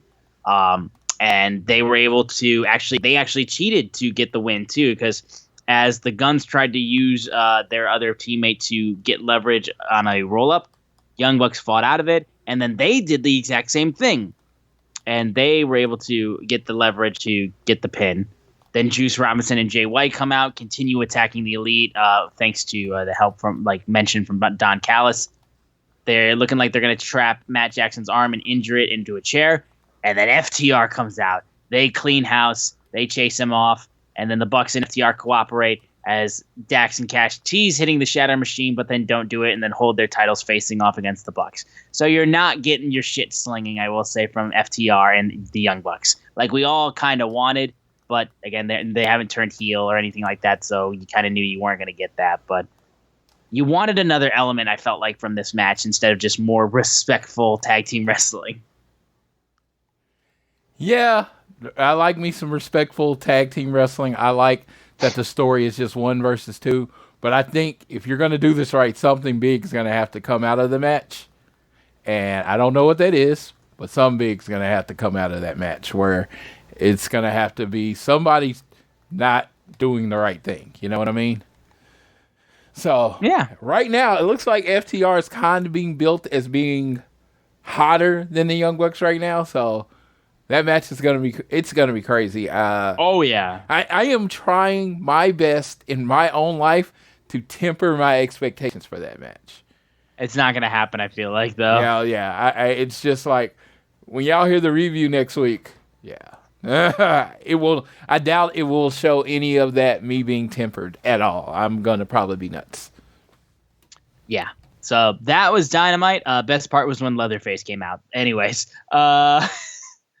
that was AEW Dynamite in this week of AEW. Apologies for making most of it me screaming at people about CM Punk. But what else did you expect from me, honestly, after this week? If you didn't expect that, I honestly don't think you know me, though.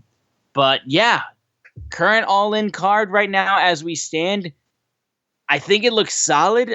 You obviously want it to feel bigger, like kind of how when they announced the first Forbidden Door card, how that card felt like massive. Even before people got hurt or sick and they couldn't perform on the show. I still think we're pretty solid at where we're at right now. If we add in Punk versus Joe, which hasn't officially been announced, but you're going to get. But for somebody who's going to the show, at least your levels of excitement seeing this card and like how you're feeling looking towards it. Dude, my level of excitement on a scale of 1 to 10 is 14. I'm not even saying level on 1 to 10, but go ahead. Yeah. It's 14. It was 10 when you announced the Bucks versus FTR. Oh, yeah. No, it was 10 at that point. Then I get fucking Sting, one of my childhood favorite wrestlers, in a casket match with Darby Allin, who is my favorite wrestler, my favorite singles wrestler in AEW currently. CM Punk, argue with yourself. I don't care which one. They're like 1 and 1A, whatever. Then you got that. Then you got this MJF and Adam Cole match built in a way I've literally never seen a match built before. This build has been so intriguing because I am always like, we need something new in wrestling. And the build to MJF and Adam Cole is something completely unique. Yes. You get a 20-year rivalry in CM Punk and Samoa Joe. I never got to see any of those matches live when I was younger, so I get to see it on this big stage. I mean, this is a match that was done in a bingo hall, now being done in a stadium. If that's not enough story for you, I don't know what else does. Shout out to the original All In with the amazing trio match with Kenny Omega, Hangman, and Kota Ibushi. Yes. Kota Ibushi was in the trio in the main event of that show. So Kota Ibushi is going to be in the show again against Jay White, Juice Robinson, and Takeshita, who is kind of like, the new guy right now. And it's like, everything you have on this card is great. I know I'm the proclivity of positivity, so when I say I love something, people are going to take it with, kind of a grain of salt. That guy loves everything. But All In to me is shaping up to be an amazing show. It's going to be some people's cup of tea. It's not going to be some people's cup of tea. They have hit every note on this show. I'd rather FTR and Young Bucks main event, but tag matches don't really main event in AEW. That's not something that they do. So they're just going to go out there and embarrass everybody and make them not want to come out after the shows. Like, after FTR and the Young Bucks wrestle, there's going to be like a 10-minute wait because they're going to be trying to talk other people into coming out because they would have just stolen the show at that point. So I'm looking forward to everything on the show. I'm looking forward to what they haven't announced yet because, we don't even know who the 3 tag members for the Blackpool Combat Club is going to be. So that leads to a whole nother level of excitement there. And they're going to be fighting through a stadium. This match pretty much has something for everybody. Yeah, honestly. It's going to be really, really exciting to see. And I'm right there with you, man. This show looks like it's shaping to be absolutely outstanding. And we're going to give you our full preview of All In when all the matches get announced starting next week, sorry. But that's all we have in the review of this week in AEW. In regards of what's coming up for Fight for the Fallen Rampage, we're getting Rey Fenix versus Commander, which should be a great match, I will say. Tony Storm and Ruby Soho versus Hikaru Shida and Sky Blue. That'll be happening. You're also getting Dr. Britt Baker speaking. It's kind of weird that she's not in that match because you thought it would be the 4 of them, like, everybody's all facing off against each other since they're all in the match, but Sky Blue's going to be in there. You're going to hear from Dr. Britt Baker, though. And then in regards to for Collision, you're going to get Darby Allin versus Christian Cage. So that's a big match that you're getting for that. And I don't know if there's any other matches that were announced for Collision, but I'm sure you're going to get a face-off between CM Punk and Samoa Joe to officially make that match happen. And you might, if it goes like anything like Wednesday, you might get the Young Bucks' first appearance on Collision. You could, honestly. It would be very nice to see, honestly. I would love to see the Young Bucks on Collision just to see the absolute shitstorm that would go on and how many stories Wrestling Observer could make out of it because, that's all they can do. But I'm sorry, I'm very pissy right now. That's all we have, at least right now, for a preview of AEW coming up. Now, Floyd, you do have a little bit of a headline to mention, though, before we kind of get out of here.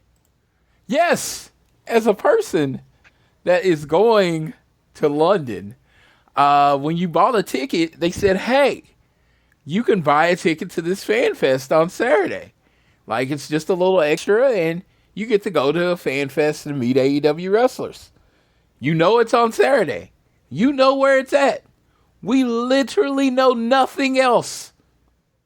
Not a time. Not anybody attending. And, I know AEW tends to do things late, but we're like a week away. This is not 2 weeks. We are literally 8 days away from the thing. Give us something. Come on. Like, these are people that have been waiting however long AEW, we're almost year 5 for AEW to come to London to meet some of their favorite wrestlers. I'm imagining you're going to charge a price for these things. How about you give them a chance to, budget, save money, pay for it? I've met everybody in AEW. This is not for me. I am talking for my UK people. What the hell's going on? Yeah, it's honestly kind of insane that they haven't had anything kind of set in stone or at least tweeted out. Yeah. Yeah. Here's some positivity. I'm positive that not announcing anything is stupid right now. You're leaving money on the table. People are literally itching, asking me when is this happening? And I'm like, I don't know shit. I don't know who made you think I know shit. I don't know shit.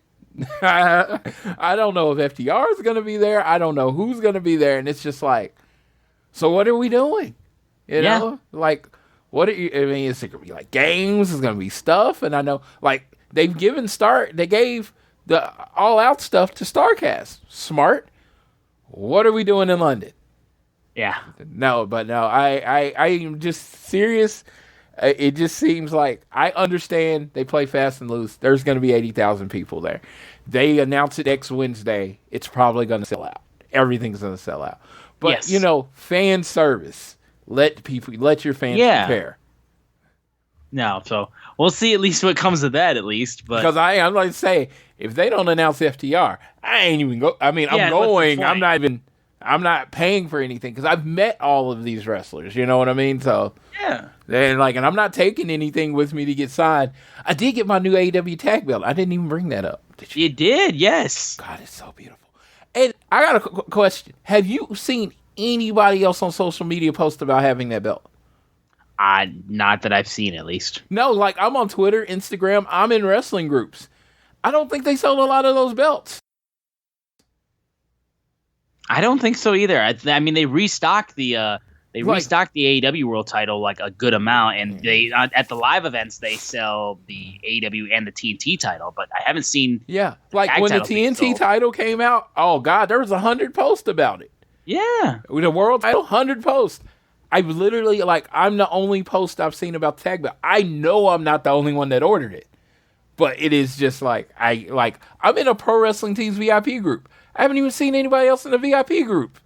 Yeah. Post well, I about think like I said, I do think if they would actually restock it, I think it would be very possible that you would see, more people post about it. But they don't restock that belt much at all. It's really just the AEW World Title and the TNT. Well, the tag belt this was the first shipping. I was one of the first people to get one. Yeah, no, I know that, but they haven't even restocked it since then. Yeah, So I said, I don't know. I was just intrigued that I had not seen another post. And I'm not saying this is special. It just seems fucking weird.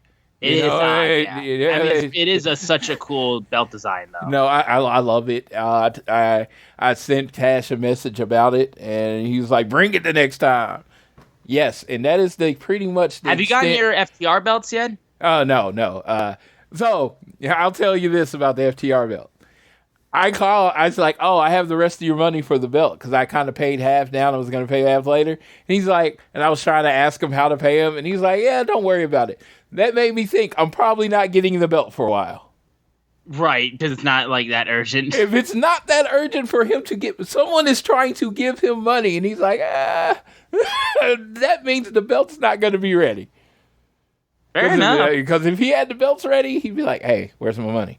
Where's my money? Hey, belt's about to show up at your house. Where's my money? No, I came to him and it was just like, don't worry about it. And I was like, okay, I won't worry about it. I'm going all out. Sure. I'm going all in and all out. But it's going to be funny because he's going to be like, it's going to come to November 1st. He's like, hey, dude, why haven't you paid me? I tried. You wouldn't let me. Hey, I tried. Shit done came up since then, brother. Real. No, the belt looks great. I still, like I said, eventually I'm gonna get the AEW. I have this. This is how stupid I am. I have the custom, the nameplate for CM Punk. I just have the nameplate. Yes. I don't have the belt, but I just have the nameplate.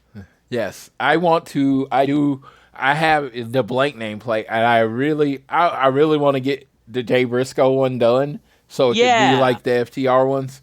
We'll see. It's kind of one of those things, one of those weird things I want to ask. Is it okay if I do this? Because it just seems like, Sure. I just want my belt to look like their belt. It's not me trying to. You would think that they'd get to a point, though. Obviously, it is different since it's just strictly done through Pro Wrestling Tees. You would think they'd get to a point where you can make custom nameplates. Yeah. So no, but you can just go to I can go to Engraver around here and have it knocked out. But you would think Shop AEW Pro Wrestling Tees would do that too. Yeah. So we'll see. But we will see though. But I think that'll do it though for this episode of All Things Elite. Guys, thank you so much for tuning in every single week, and thank you for putting up for my pissy ass because I'm still hot. Sorry. It's a fresh wound for me, and I'm very tired of this bullshit, and I would like to move on from it, honestly. But that's regardless, and that's besides the point. I don't care anymore. Thank you guys again so much for tuning in. I really do appreciate it. Floyd and I love you guys tuning in every single week. You guys mean the world to us. We love it, and we love you guys tuning in. It means the world that we get to do this podcast, and it's so much fun. Please continue to download this fine show on Google or Apple Podcasts, and if you listen to us on Spotify or wherever you choose to listen to us, give us a share with your friends, family, coworkers, whoever you wish. You can leave a rating and a review, and you can also leave you can also subscribe to this podcast also, so you don't miss a single episode of it. That helps us out the most. We are at AT Elite Pod on Twitter, at Social Suplex are the guys that make this show possible. Check out all the other shows they have on their network. I am at Austin Sumowitz, SZUMOWICZ.